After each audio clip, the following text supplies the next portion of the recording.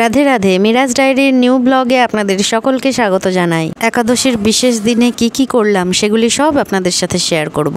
সকালে উঠে রিজু পড়তে যাওয়ার পরেই আমার পিসিমা ডেকে পাঠালেন। আসল কথা, উনি চিনি খান না, সেই কারণে উনি যা চিনি পান সেগুলি আমার কাছে বিক্রি করে দেন। সেই জন্য ওনার বাড়ি গেলাম চিনি আনতে। কই কাউকেই দেখতে পাচ্ছি না।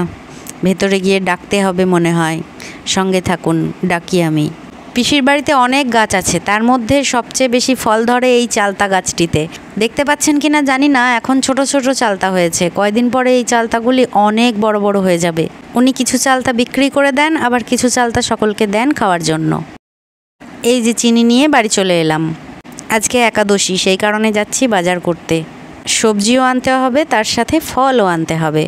যদিও এই পাণ্ডবা একাদশী নির্জলায় পালন করতে হয়, কিন্তু এই গরমে সত্যি কথা বলতে জল না খেয়ে থাকতে পারবো না। এই কারণে জল খাবো আর ফলাহার করব। আর অনেক কদিন বাজারও করা হয়নি, তাই যখন একবারে ফল কিনতে বেরিয়েই পড়েছি তখন সবজি বাজারটাও করে নিয়ে যায়। রোজ রোজ এই গরমের মধ্যে আর বেরোতে ভালো লাগে না। সবজি হলো নিত্য প্রয়োজনীয় জিনিসগুলির মধ্যে অন্যতম। বাংলায় একটা কথা আছে, মেয়ের বিয়ে দিতে হয় দূরে আর বাজার করতে হয় ঘুরে। কিন্তু যে রোদ্দুরের তাপ, তাতে করে ঘুরে ঘুরে বাজার করা আমার পক্ষে সম্ভব নয়। এই দাদার কাছ থেকে বাজার করি, উনি সব জিনিসের সঠিক দামটিই নেন। পটল কিনে ব্যাগে ভরা হয়ে গেছে, এখন টমেটো নিচ্ছি। এরপরে কলমি শাক নেব।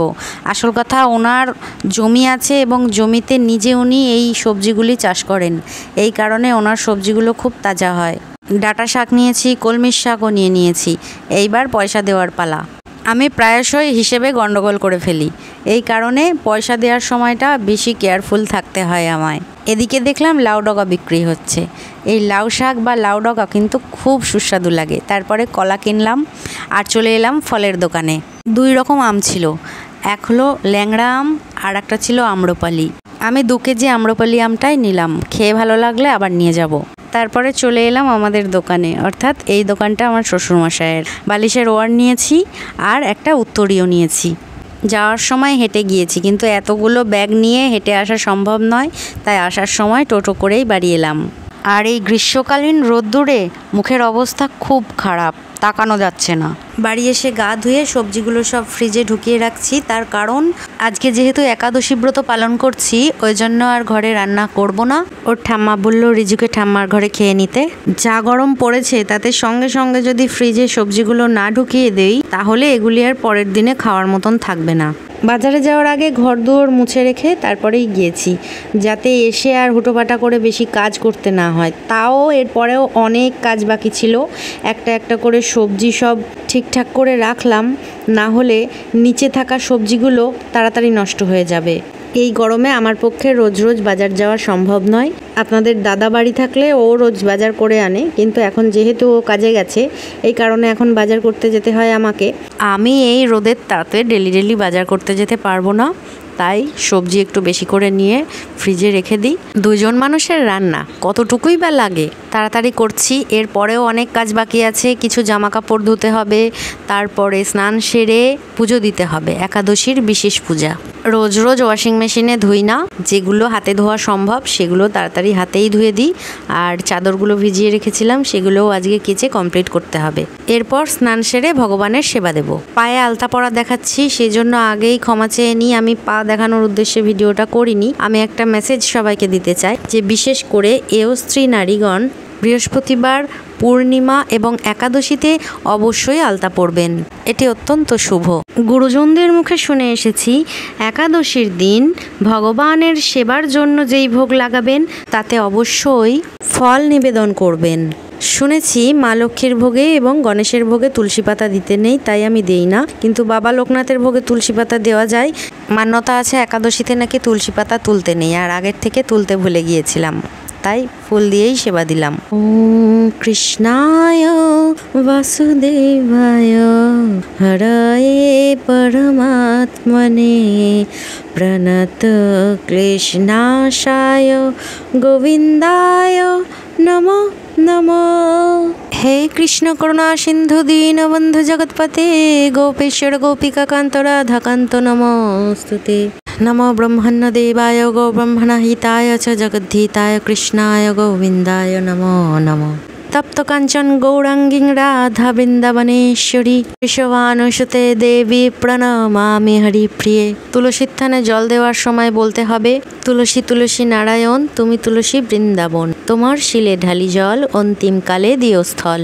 তুলসী প্রণাম করার সময় বলবেন, তুলসী তুলসী মাধবীলতা কও তুলসী কৃষ্ণ কথা, কৃষ্ণ কথা শুনি কানে শত প্রণাম তোমার চরণে। আর বলবেন, নম নম তুলসী কৃষ্ণ প্রেয়সী, রাধা কৃষ্ণের চরণ পাবো এই অভিলাষী। এবার প্রসাদ নামাবো এবং প্রসাদ পাওয়ার পালা। একাদশীর প্রসাদ গ্রহণ করলে অত্যন্ত শুভ ফলপ্রাপ্তি হয়। এবার আহার করার পালা। নারকোল কুড়াচ্ছি, কারণ সাবু মাখবো। আমাদের বাড়িতেই নারকোল গাছ আছে, তাই সারা বছর দু একটা করে নারকোল সবসময় ঘরে থাকে। আবার কোনো কোনো সময় এমনও হয় ভুল করে হয়তো সব নারকোল বেচে দিয়েছে, তখন সেক্ষেত্রে কিনে আনতে হয়। নারকোল কোড়ানো ডান। একাদশীর দুপুরের সেবা করব। সাবু মাখা রেডি করে নিয়েছি, সব প্রসাদ দিয়ে, ফল দিয়ে, কলা দিয়ে, দুধ দিয়ে, নারকোল কোড়া দিয়ে সাবু মাখা করেছি। এটা আজকে দুপুর এবং রাত পর্যন্ত চলবে। এটা এখন খাবো, এটা রেখে দেব, পরে সেবা করব। এখন বিকেলবেলা জামা কাপড় তুলতে এসেছি ছাদে। আর একটি বিশেষ কথা বলার আছে সকলকে। আগের দিন আমার ব্লগ ভিডিওতে শেয়ার করেছি যে একটু ব্যাংকে গিয়েছিলাম, সকলকে সই করাচ্ছিলাম এবং এই 10 জনের মধ্যেই একজন ছিলেন। কাল রাতে ওনার হাজব্যান্ড মারা যান, গলায় দড়ি দিয়েছেন। তো সামান্য কিছু অশান্তি হয়তো হয়েছিল তাদের দুজনের মধ্যে। তাদের হ্যাপি ফ্যামিলি, এক মেয়ে ছিল, বিয়ে দেওয়া হয়ে গেছে, তারা দুজন সুন্দরভাবে সংসার করছিলেন। কিন্তু মাঝে মধ্যে তো অশান্তি হয়, কিন্তু যতই অশান্তি হোক তার মানে কিন্তু এটা নয় যে নিজের জীবনটাকে নিজে ইচ্ছা করে শেষ করে দেব। কারণ মানুষকে কিছু নির্দিষ্ট আয়ু দিয়ে সৃষ্টিকর্তা এই পৃথিবীতে পাঠিয়েছেন। আমাদের কোনো অধিকার নেই যে আমরা নিজেরা নিজেদের এই জীবনকে কষ্ট দিতে পারি বা শেষ করতে পারি। যার যেটুকু আয়ু সেটুকু তাকে বেঁচে থাকতে হবে। আর একটা সময় হলে তখন ভগবান নিজেই তার কাছে ডেকে নেন। কিন্তু এই মহাপাপ, যেই পাপটা উনি করেছেন, এই আত্মহত্যা যে মহাপাপ, এই পাপের ফল যতদিন না পর্যন্ত তার নির্ধারিত আয়ু শেষ হবে ততদিন পর্যন্ত ইহলোক ছেড়ে পরলোকেও তাকে এই দণ্ড ভোগ করতে হবে। যতই যা খুশি হয়ে যাক না কেন, জলের জন্য তার আত্মা তীব্র কষ্ট পাবে। আর এক্ষেত্রে স্বয়ং ভগবানও তার কোনো সাহায্য করবেন না। কারণ মানুষ নিজে যদি আত্মহত্যা করে তার মতন যে মহাপাপ আর কিছু হয় না। সেই কারণে ভগবানও তখন তার মাথার ওপর থেকে হাত সরিয়ে নেন। ঝগড়া অশান্তি জীবনে হতেই পারে, তাই না? সেটা কিন্তু চিরস্থায়ী নয়, ক্ষণস্থায়ী। সেক্ষেত্রে সবসময় মাথা ঠান্ডা করে কাজ করা উচিত। আজকে যে ঘটনাটা ঘটে গেছে অতি দুঃখের ঘটনা, সেখানে গিয়ে দাঁড়িয়ে সান্ত্বনা দেওয়ার মতনও হয়তো ভাষা নেই। সকলকে একটা কথাই বলার, ঝগড়া অশান্তি সমস্যা জীবনে আসতেই পারে, কিন্তু তার মানে এটা নয় যে জীবনটাকে শেষ করে দিতে হবে। সৃষ্টিকর্তার দান, তিনি আমাদেরকে শ্রেষ্ঠ জীবন দান করে এই পৃথিবীতে পাঠিয়েছেন। তার মানে আমাদের মধ্যে শ্রেষ্ঠত্ব কিছু দেখেছিলেন বলেই সৃষ্টিকর্তা শ্রেষ্ঠ রূপে শ্রেষ্ঠ জীবের জন্ম দিয়ে আমাদেরকে পাঠিয়েছেন। নিজেকে নিজে শেষ করে দেওয়া এটি মারাত্মকতম ভুল, আর এই অপরাধের কোনো ক্ষমা হয় না। আজ একাদশী, তাই শ্রীমদ্ ভাগবত গীতা পাঠ করেছি। মিরাজ ডিভাইন লজিকের লাইভে আছে সেই ভিডিওটি। শুভরাত্রি, ভালো থাকুন।